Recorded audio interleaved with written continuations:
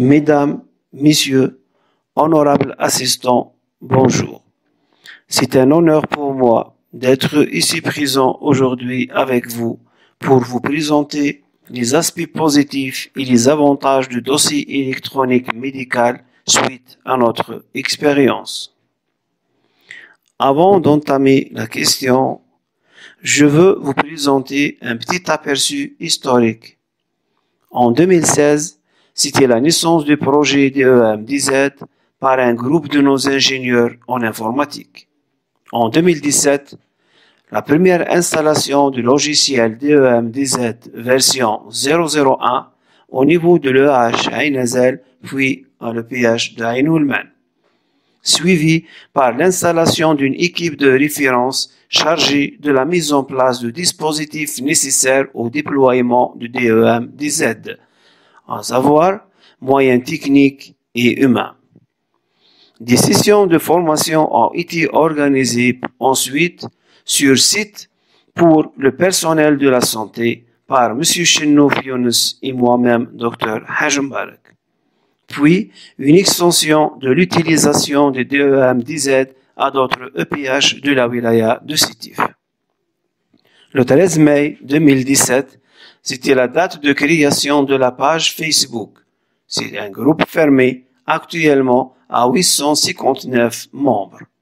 Ensuite, un manuel d'utilisation pour chaque profil ainsi que des vidéos explicatives ont été partagées sur cette page Facebook dossier médical électronique. L'expérience de l'EPH Ain Oulman. Pour l'état d'exploitation du dossier électronique médical pendant l'année 2018. Pour les services d'hospitalisation, 43,73% du nombre réel des malades admis avaient un dossier dans le dossier électronique médical. Pour les services de radiologie, 39,35% des actes radiologiques demandés ont été partagés dans le dossier électronique médical. Pour le laboratoire central, 0,89% des actes biologiques demandés ont été partagés dans le DEM. Ce faible taux est expliqué par la saisie automatique de tous les paramètres biologiques, ce qui fait un double travail pour le personnel, sans oublier la maîtrise moyenne ou faible de ce logiciel au début de l'année 2018. Pour l'année 2019, pour les services d'hospitalisation, 38% des malades admis ont eu un dossier médical électronique. Pour les services de radiologie, 76% des demandes de radiologiques ont été partagées dans le DEM. Pour le laboratoire central, 5% des demandes biologiques ont été partagées dans le DEM. Cette petite élévation est due à une acquisition d'une maîtrise moyenne du logiciel, mais qui reste toujours bloquée par la saisie automatique des paramètres. Ce n'est qu'à l'arrivée de la version 006 avec l'intégration des automates dans le DEM que ce problème est dépassé. Comme une petite comparaison entre les deux années, on voit que le nombre d'utilisateurs a augmenté de 149 pendant l'année 2018 pour atteindre les 255. Le niveau de maîtrise a passé de moyen, voire nul en 2018 à un bon ou excellent pendant l'année 2019. Le nombre de PC a augmenté aussi et les écrans d'affichage ont augmenté jusqu'à 14. Pour le taux de recensement des activités hospitalières, on note une petite baisse de 43,73 à 38 pour l'année 2019. Cette baisse est due au double travail papier et dossier électronique.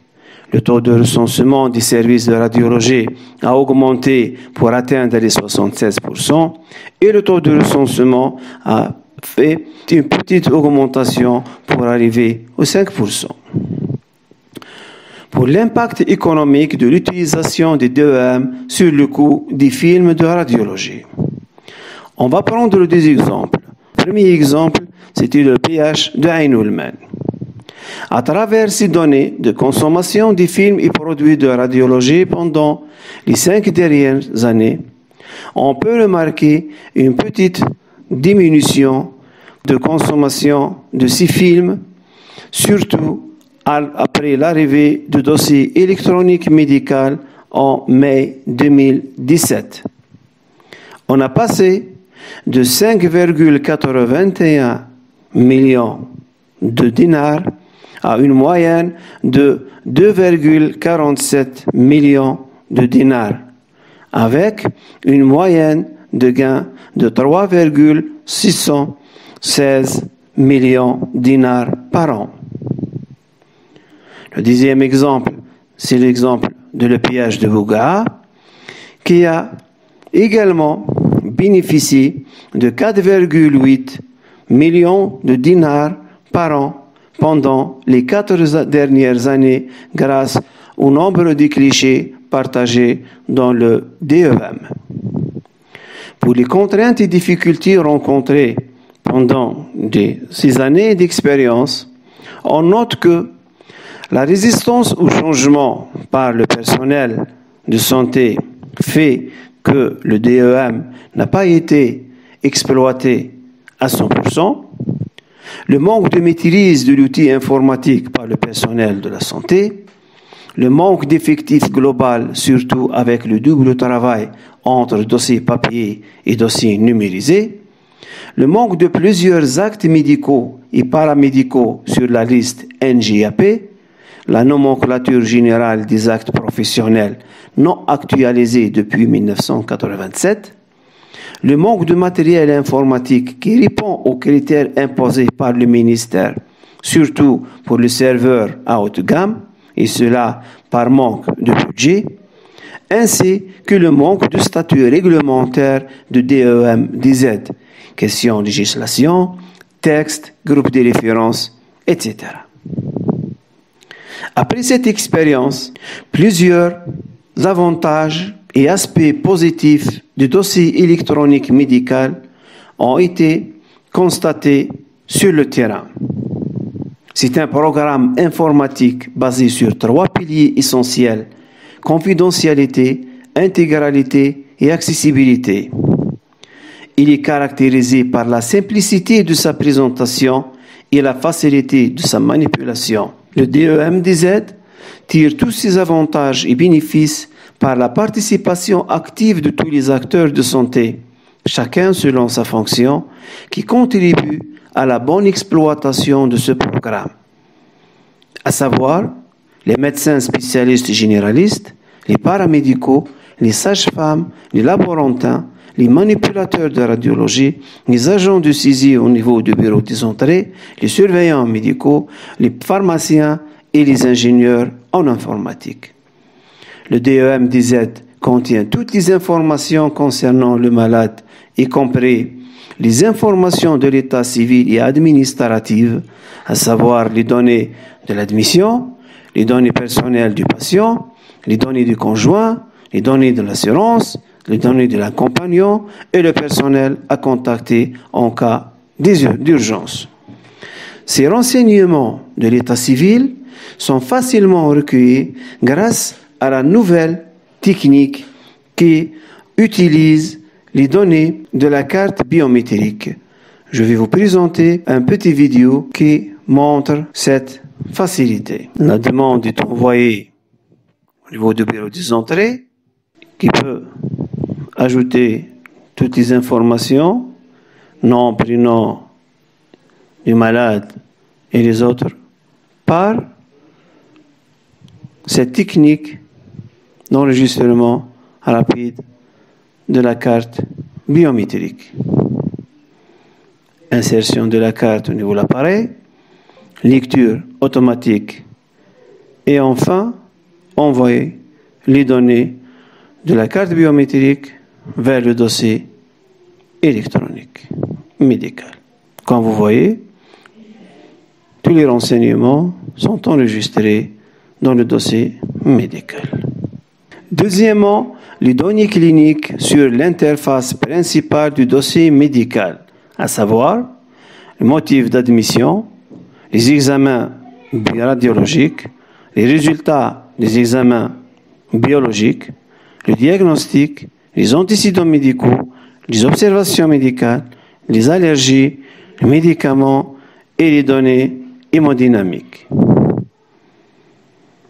Le DEMDZ assure une protection parfaite des données afin de préserver le secret médical du malade, et cela par des mécanismes d'accès hautement sécurisés, à savoir l'authentification au système à l'aide d'un identifiant et un mot de passe personnel. Deuxièmement, une limitation du droit d'accès aux données du malade selon la fonction de l'utilisateur. Le dossier médical intégral ne peut être consulté que par le médecin traitant. Par la différence des fonctions des utilisateurs, plusieurs interfaces qui diffèrent selon la fonction ont été créées, à savoir l'interface du bureau des entrées, l'interface du manipulateur de radio, l'interface de laborantin, l'interface de l'infirmier et enfin l'interface de médecin où on peut voir tout le dossier médical intégral. Le dossier médical électronique offre au médecin la possibilité de gestion des lits. L'hospitalisation se fait par lit. Il offre au médecin la possibilité de voir les services avec le taux d'occupation et le nombre des patients, et ainsi le lit vide, libre pour faire l'admission. Le DEMDZ contribue à l'amélioration de la qualité des soins et minimise ainsi les risques des erreurs diagnostiques et thérapeutiques en rendant les informations utiles et indispensables facilement et rapidement accessibles, à savoir les antécédents, les allergies, l'historique des admissions antérieures, l'évolution de l'état de santé du malade dans un ordre chronologique, les dernières prises des paramètres hémodynamiques du malade, ainsi que la courbe de surveillance, la prescription médicamenteuse en cours. Le DEMDZ facilite la discussion scientifique collective à propos du diagnostic et du traitement et assure une rapidité des avis spécialisés, même à distance, interservices au sein du même établissement ou interétablissement avec un partage rapide des données entre les médecins. Le médecin peut demander un avis spécialisé en envoyant au médecin spécialiste un courrier électronique qui peut être consulté par un clic et tout le dossier médical du malade concerné par cet avis peut être consulté par le médecin spécialiste. Le DEMDZ permet la sélection des diagnostics selon la classification internationale des maladies, la CIM-10, intégrée dans sa base de données. Le DEMDZ offre aux médecins la possibilité d'intégrer des fichiers et des documents externes. Par exemple, un ECG, un compte rendu médical ou même des photos de surveillance de l'évolution de leurs patients. Le DEMDZ permet une meilleure gestion des rendez-vous de consultation, d'hospitalisation et des actes chirurgicaux, assurant ainsi une meilleure maîtrise des listes et des délais d'attente des malades à opérer. Le DEMDZ facilite la récupération rapide des résultats des examens biologiques sous forme de STM ou HL7 et les bilans radiologiques sous forme de DCOM qui sont envoyés automatiquement dans le système, libérant ainsi le personnel paramédical à leurs tâches essentielles. Le DEMDZ permet une meilleure gestion des rendez-vous radiologiques, contribuant ainsi à la réduction des délais d'attente des malades dans les salles de radiologie. Le DEMDZ assure le contrôle de la ponctualité des actes grâce aux alertes sonores et visuelles signalées sur les écrans d'affichage. Tout acte retardé ou oublié est affiché sur les écrans en couleur rouge avec une signalisation visuelle sur la bande passante. Le DEMDZ assure une traçabilité parfaite des soins accomplis sur un patient en temps réel. Les consultations, les prescriptions, les actes médicaux et chirurgicaux, les actes paramédicaux, etc. Cette chose qui est très indispensable à la contractualisation. Le DEMDZ enregistre la signature électronique personnelle des prescripteurs, des exécuteurs d'actes, responsabilité médico-légale. Le DEMDZ participe efficacement à la réduction du coût d'hospitalisation suite à la diminution de la consommation du papier et le développement des clichés de radiologie comme a été présenté sur l'expérience de l'EPH de Heinemann. Le DEMDZ permet l'impression de tous les documents du dossier médical sur papier ou sur CD pour les transmettre aux patients à la sortie par le centre d'impression. Par exemple, le certificat de séjour, le certificat de présence, le résumé standard de sortie, le résumé clinique de sortie, ainsi que le constat de décès. Le DEMDZ fournit des données statistiques facilitant les études scientifiques et épidémiologiques, surtout ce qui concerne les registres nationaux. Le DEMDZ contribue à une meilleure gestion de la pharmacie grâce à son module intégré dans sa base de données et facilite l'archivage des dossiers et contribue à la suppression progressive de la documentation physique, libérant ainsi les espaces destinés aux archives. Le DEMDZ permet le classement du personnel de santé selon le travail accompli par les prescriptions pour le personnel médical et les actes réalisés pour les paramédicaux. En conclusion, pour le monde, le temps, c'est de l'argent. Pour nous les médecins, le temps, c'est la vie. On peut sauver une vie en 1 minute, comme on peut la perdre en moins de ça. La numérisation du système de la santé par le DEMDZ n'économise pas seulement de l'argent, mais mieux que ça, elle économise du temps. Et merci pour votre attention.